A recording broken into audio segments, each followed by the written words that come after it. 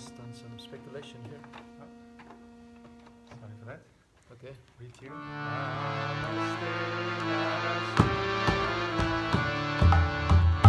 Namaste Nrsimhaya. Namaste Nrsimhaya.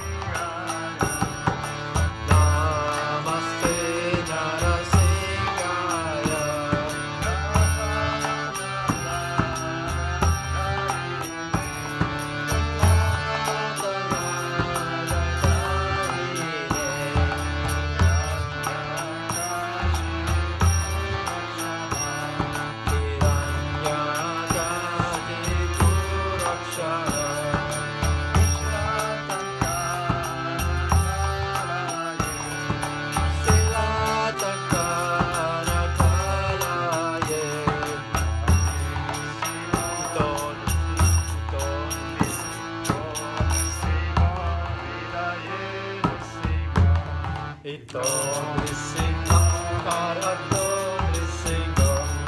Ito Nrsimha Bharato Nrsimha. Yato Yato Yamitato Yato Yato Yamitato Nrsimha.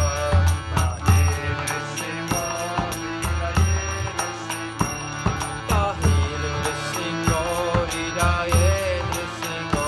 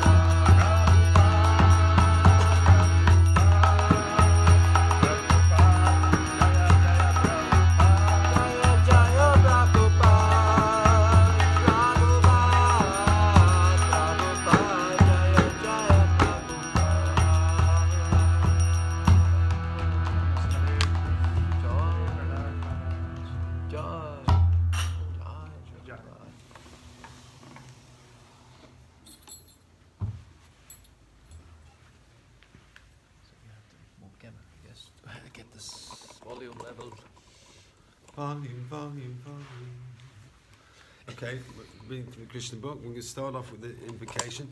Krishna, Krishna, Krishna, Krishna, Krishna, Krishna, Krishna, hey. Krishna, Krishna, Krishna, Krishna, Krishna, Krishna, Krishna, hey. Krishna, Krishna, Krishna, Krishna, Krishna, Krishna, Rakshama. Krishna, Krishna, Krishna, Krishna, Krishna, Krishna, Bahimam. Rama, Raghava, Rama, Raghava, Rama, Raghava, Rakshama. Krishna, Keshava, Krishna, Keshava, Krishna, Keshava, Bahimam. So it's a reading, it's chapter called Five Queens Made by Krishna, which is chapter 57.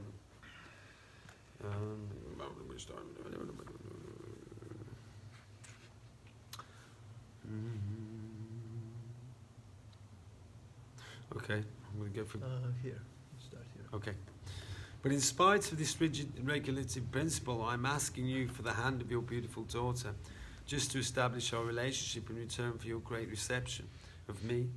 You may also be pleased to be informed that in our family tradition there is no scope for our offering anything in exchange for accepting your daughter.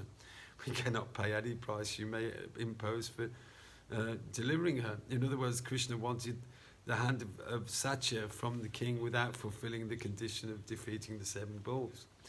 After hearing the statements of Lord Krishna, King Nagarjit said, "My dear Lord, you are the reservoir of all pleasure, all opulences and all qualities. The goddess of fortune, Lakshmiji, always lives on your chest. Under these circumstances, who can be a better husband for my daughter? Both my daughter and I always prayed for this opportunity.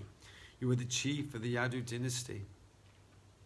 You may kindly know that from the very beginning I have made a vow to marry my daughter to a suitable candidate, one who can come out victorious in the test I have devised.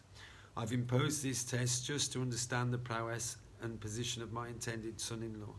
You, Lord Krishna, are the chief of all heroes. I'm sure you'll be able to bring these seven bulls under control without any difficulty. Until now, they have never been subdued by any prince. Anyone who's attempted to bring them under control has simply had his limbs broken."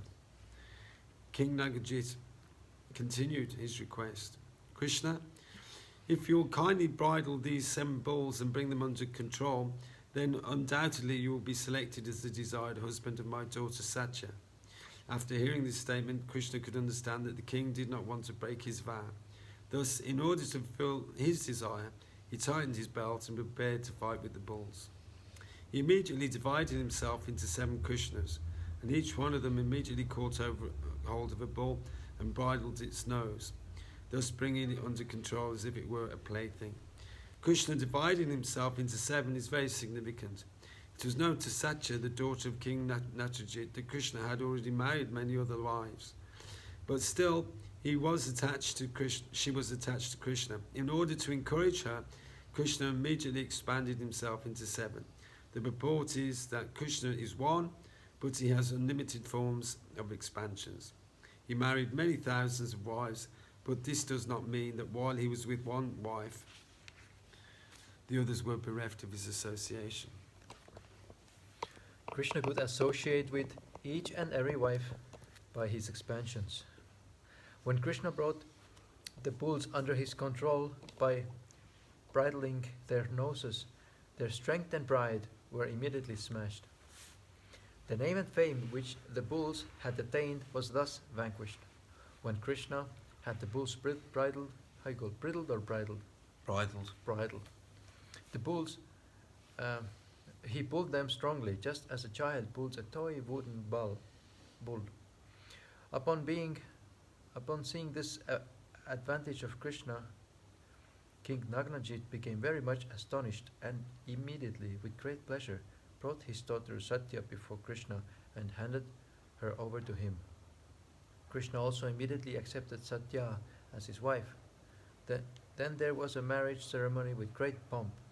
The queens of King Nagarjit were also very much pleased because their daughter Satya got Krishna as her husband. Since the king and queens were very pleased on this auspicious occasion, there was a celebration all over the city in honor of the marriage.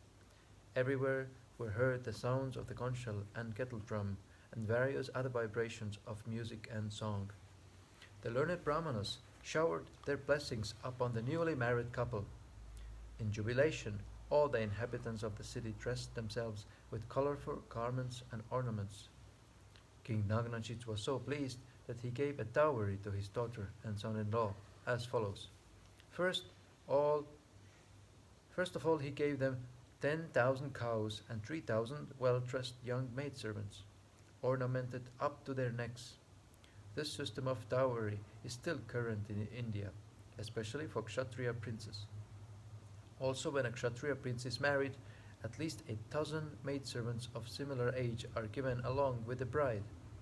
After giving the cows and maidservants, the king enriched the dowry by giving 9,000 elephants and 100 times more chariots than elephants.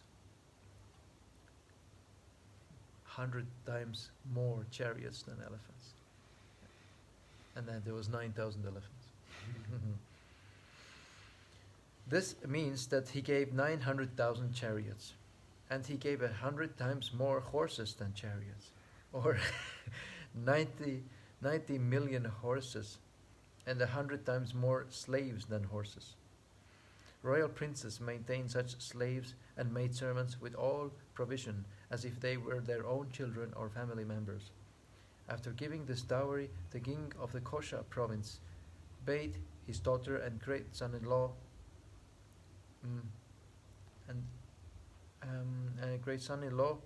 be seated on a chariot and allowed them to go to their home, guarded by a division of well-equipped soldiers. As they traveled fast to their new home, his heart was enlivened with affection for them.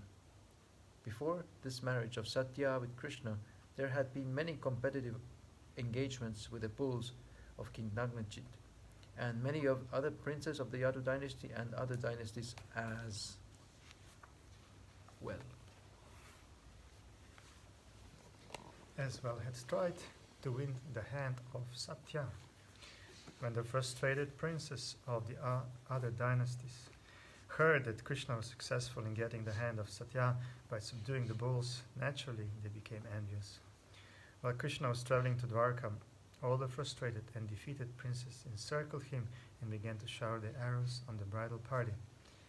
When they attacked Krishna's party and shot arrows like incessant torrents of rain, Arjuna, the best friend of Krishna, took charge of the challenge, and he alone very easily drove them off to please his great friend Krishna on the occasion of his marriage. He immediately took up his bow, Gandiva, and chased away all the princes, exactly as a lion drives away all other small animals simply by chasing them. Arjuna drove away all the princes without killing even one of them. After this, the chief of the Yadu dynasty, Lord Krishna, along with his newly married wife and a huge dowry, entered the city of Dwarka with great pomp. Krishna then lived there with his wife very peacefully. Krishna had another aunt, his father's sister, whose name was Shrutakirti, and who was married and lived in the Kekaya province. She had a daughter whose name was Bhadra. Bhadra also wanted to marry Krishna, and her brother handed her over to him unconditionally. Krishna also accepted her as his bona fide wife. Thereafter, Krishna married a daughter of the king of the Madras province. Her name was Lakshmana. Lakshmana had all good qualities. She was also forcibly married by Krishna, who took her in the same way that Garuda snatched the jar of nectar from the hands of the demons. Krishna kidnapped this girl in the presence of many other princes in the assembly of her Swamvara. Swamvara is a ceremony in which the bride can select her own husband from an assembly of many princes. The description of Krishna's marriage with the 5 girls mentioned in this chapter is not sufficient. He had many other thousands of wives besides them. Krishna accepted the other thousands of wives after killing a demon named Baumasura. All these thousands of girls were held captive in the palace of Baumasura, and Krishna released them and married them. Thus ends the purport of the 57th chapter of Krishna, 5 queens married by Krishna. Next page. That's chapter 58, Deliverance from the demon Baumasura. The story of the demon Baumasura, how he kidnapped and made captive 16,000 princesses by collecting them from the palaces of various kings, and how he was killed by Krishna, the supreme lord of wonderful character, is all described by Shukadev Goswami to King Parikshit in the Srimad Bhagavatam. Generally, the demons are always against the demigods. This demon, Bhaumasura, having become very powerful, took by force the umbrella from the throne of the demigod Varuna. He also took the earrings of Aditi, the mother of the demigods. He conquered a portion of heavenly Mount Muru and occupied the portion known as Maniparvata. The king of the heavenly planets, Indra, therefore came to Dwarka to complain about Bhaumasura before Lord Krishna. Hearing this complaint by Indra, the king of heaven, Lord Krishna, accompanied by his wife Satyabhama, immediately started for the abode of Bhaumasura. Both of them rode on the back of Garuda, who flew them to Pragjyotisapura, Bhaumasura's capital city. To enter the city of Pragjyotisapura was not a very easy task, let alone pronouncing it, because it was very well fortified. First of all, there were 4 strongholds guarding the 4 directions of the city, which was well protected on all sides by a formidable military strength. The next boundary was a water canal all round the city, and in addition, the whole city was surrounded by electric wires. And the next fortification was of anila, a gaseous substance. After this, there was a network of barbed wiring constructed by a demon of the name Mura. The city appeared well protected, even in terms of today's scientific advancements. When Krishna arrived, he broke all the strongholds to pieces by the strokes of his club and scattered the military strength here and there by the constant onslaught of his arrows. With his celebrated Sudarshan Chakra, he counteracted the electrified boundary, annihilated the channels of water and the gaseous boundary, and cut to pieces the electrified network fabricated by the demon Mura. By the vibration of his conch shell, he broke the hearts of the great fighters and also broke the fighting machines that were there. Similarly, he broke the walls around the city with his invincible club. The vibration of his conch shell sounded like a thunderbolt at the time of the dissolution of the whole cosmic situation. The demon Mura heard the vibration of the conch shell, awakened from his sleep, and personally came out to see what had happened. He had 5 heads and had long been living there within the water. The Mura demon was as brilliant as the sun at the time of the dissolution of the cosmos, and his temper was like blazing fire. The effulgence of his body so dazzling that he was difficult to see with open eyes.